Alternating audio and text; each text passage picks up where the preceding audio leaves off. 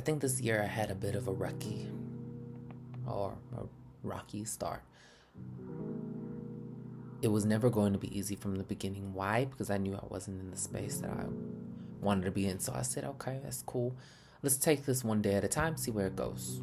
Okay, January, February, March, excelling, doing the best I can, getting the biggest that I can, being the biggest that I can, and it helped for a little bit. April, May, that's when the turn started to be taken. And it wasn't a very good turn. That was probably the first time I ever felt a sense of stress and complete exhaustion. I think I remember it was first after my first accounting test that I ever did, and it was just not it. But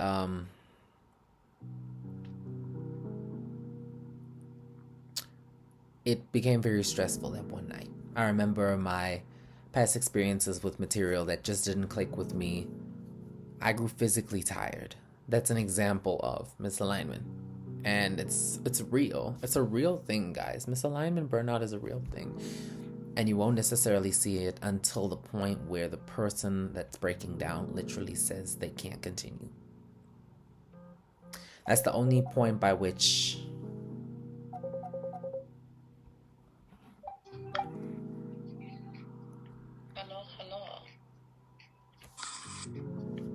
Greetings, y'all. This is my brains. I'm gonna come back to y'all now in a second. I'm just gonna mute myself. I'm gonna be right back because I'm hungry and I need myself some food. No stress. Thanks.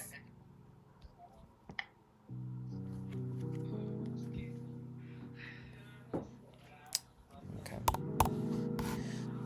So, just to put this a little bit louder, this is the thing, right? I think I got an idea. Give me like 2 seconds. Just two. Just about 2 of them. Just about 2. Don't need to be more.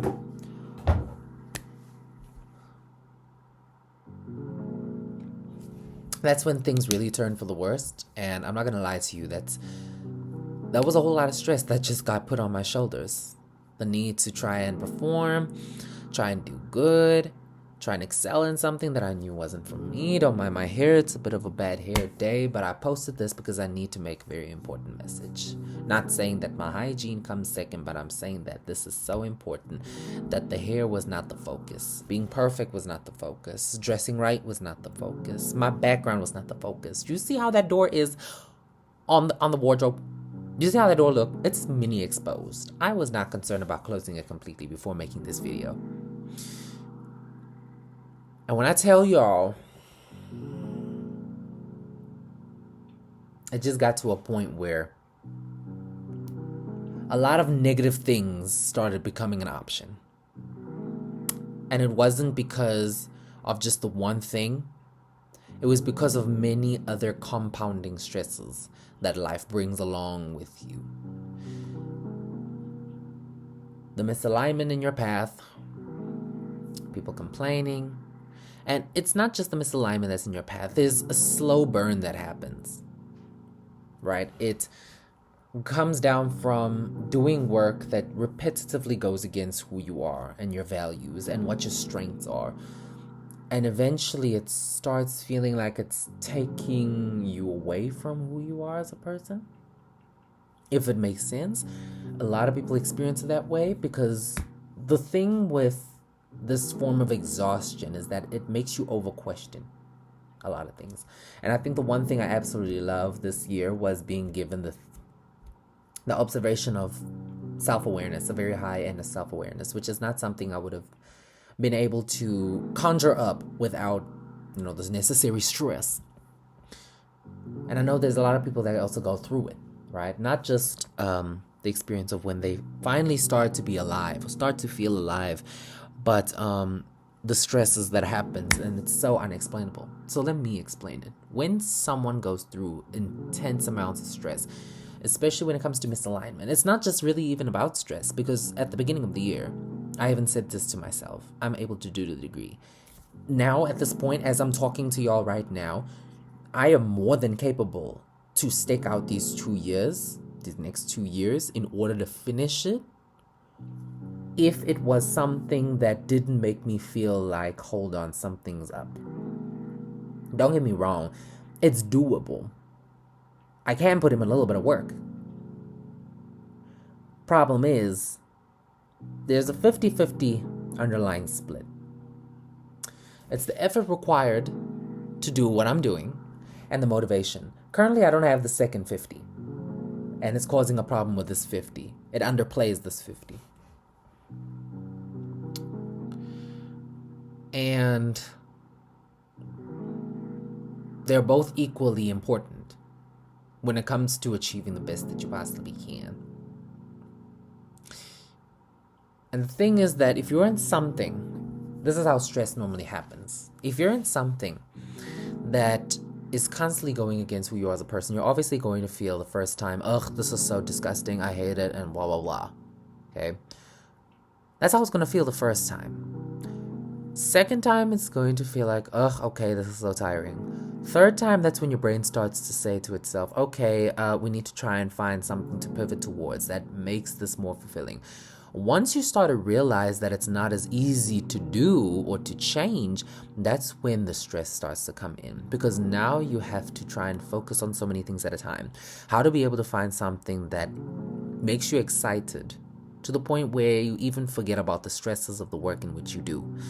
How do you find out different ways in which you can compile all the different types of things that you have in your life to be able to give you at least a little bit of happiness? The brain seeks for happiness, as well as always positions negativity over positivity, right? Because that's how it's built for. It's built for survival, not necessarily always for a form of happiness, okay?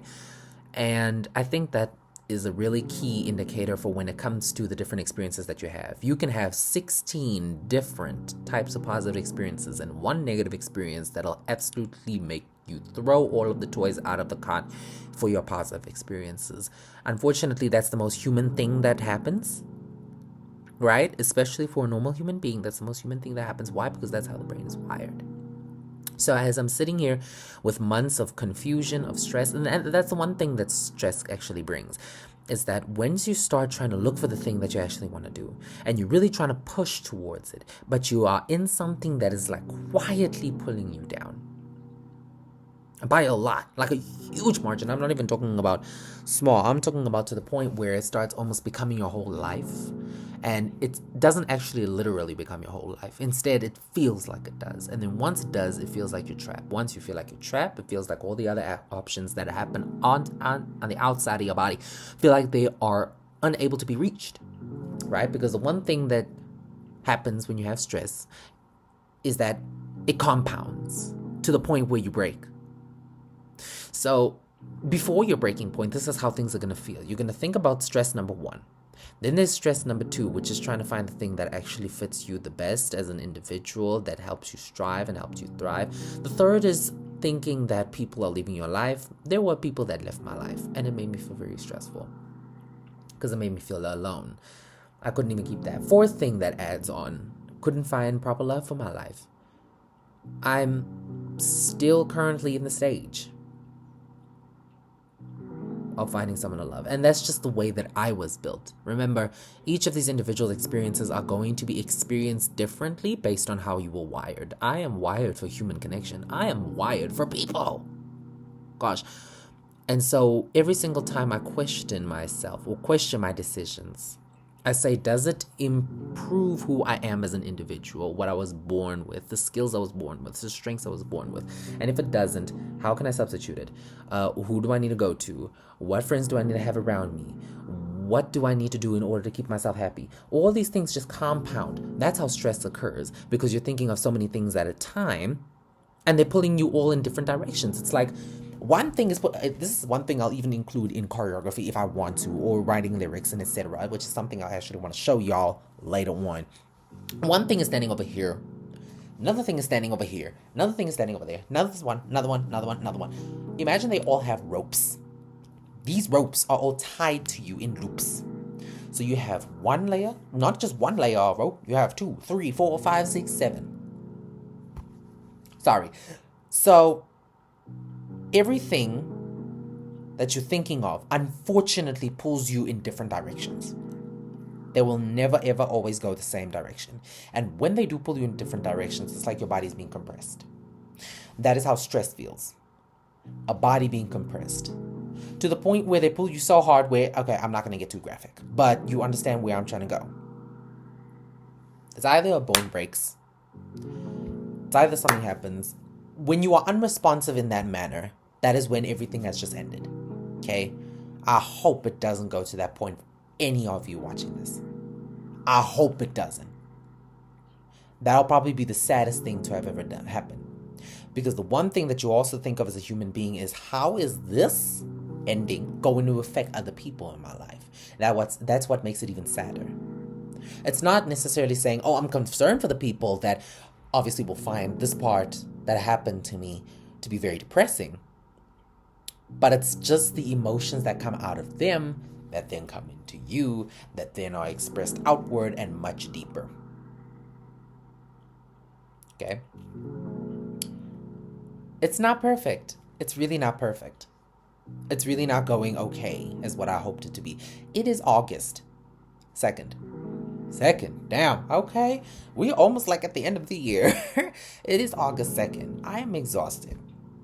I am tired. I am confused. Because that's another thing that the stress or this thing of pulling you in different directions feels like. It brings confusion. Because now you start to wonder about the pros and cons of everything. And unfortunately, because they clash so much, it brings on even more mental stress. That's the way a human experiences it, in my opinion. And then that's where you sit with yourself and say, oh my word, I'm so confused what to choose. I really want, and that's where the things that you actually become most confident in start to become very blurry. And then that's where you say to yourself, wait, I used to look at it as something that I really, really wanted, but now I feel like I don't really want it if I consider the cons of that and the pros of this thing that's pulling me in a different direction, that's making me feel stressed out. However, I still want that, and that's what pulls you in different directions. That's the type of conversations that you as an individual will have with yourself that pulls you in these different directions. I'm trying to convey the message as quick, as easy, and digestible as possible. If you cannot digest this, I suggest you go onto ChatGPT and upload this video, which I don't even know how you'll do it. But the one thing I know that I'm wired for is music. It's people. I'm not saying music as in I want to become a musician or I want to become a person in a band, but rather that music plays such an important role in my life where it helps me uncover all of these tangled thoughts and tells them into one unified message, which is this. Stress is never one-way related. That's why nobody will just understand it, and nobody can tell you just get over it because it's much more complicated. These types of stresses are the things where the least, even the smallest inconvenience, the smallest of inconveniences will make you crash. And if that happens just about enough times, you'll start to actually give up on the things that are working for you. And it's not even your fault. That's just your body's way of responding to the things that's been going again and again and again and again and again and again that constantly feel like it's dragging you away from the person that you're becoming, to the point where you even feel like you don't want to be the person that you are in your body.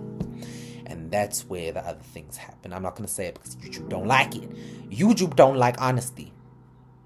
YouTube does not like honesty and rawness. So if y'all feeling like that, it's easy for someone just to fling out there, be happy. Because how can you do that if you're already in so many places of confusion? Trying to be happy adds another piece of confusion, because now it's another responsibility you have to put on your mind. So what do you actually do? Sit with yourself for a few hours, bring yourself back to earth. The one thing that the mind loves to do, it likes to drift. Put yourself back onto earth. How do you do that? Identify the things around you. As stressful as it is, in the beginning, it's not going to obviously be completely easy or completely full. But what I need you to understand is that you need to be able to do this multiple times in order to bring yourself to baseline. I'm not even asking you, okay? I'm not even asking you to go from this place of extreme depression to this high-class level of happiness and Thanksgiving or whatever you want to call it. This is Thanksgiving and happiness. This is depression. This is where you're neutral. All I'm asking is that you learn how to get from here to here, not to here. Just here to here. I think that's one piece of advice that I absolutely love most.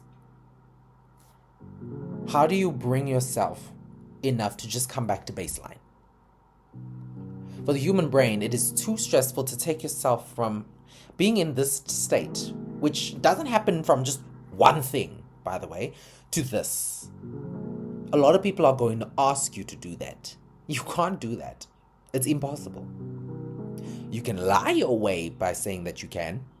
You can lie and say that you are here. You're not. Because the lies just add an extra form of stress that actually take you from here to here.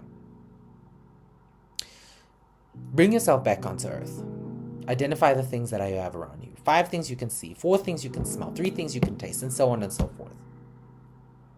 Second thing is gratitude. People will say, oh no, that sounds too simple. Trust me, that shit works. Giving even just a little bit of gratitude. Thank you that I am alive. I have socks on my feet. I got clothes on my back. I got a jacket that I'm wearing that's keeping me warm. Because the thing about gratitude is that you're not just being thankful for the things that you have. That's the surface level idea of it. The deeper level of it is that you are identifying with what's happening on the ground. Thank you that I'm wearing a warm jacket. How do I know that I'm wearing a warm jacket? How do I know I'm wearing a jacket? How do I know it's warm? It's a jacket that's on my body. It's a material that's made for a jacket. It has a zipper. How do I know I'm warm? My body is not cold. It feels fuzzy. It feels like room temperature. That's when you start bringing yourself back into the present. Gratitude is about bringing you back into the present. It's not about fixating this false facade where you say to yourself, I'm thankful that I have this. I'm thankful that I have that. And it's just something that magically makes all your problems disappear. That's not what it's meant to do.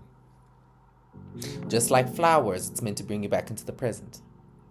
That's one thing Jesus also emphasizes in the Word. When the Israelites and all of the followers were so stressed out, they were wondering, what will they eat? What will they do? What will they wear? Where will they sleep? The mind takes them into the stressful future because the mind tries to preserve the plan for the future too early on. So what does Jesus say? He says, bring yourself back to the present. Don't try to bring yourself back into the future. Don't bring yourself into the past to try and remember your past successes, because obviously that's not going to work for you in the moment. Your moment, or in the moment, your objective is stability. How do you do that? By bringing yourself into what is happening right now. You're not dying. I'm not saying this to be completely ignorant of what's going on with you. But I'm saying this as a form of a reality. A realization of what's happening right now. I'm not talking about what's going on in your mind or what you think is going to happen next or what you think is happening now. I'm talking about what is denotatively happening right now. That is how you bring yourself out of the stress.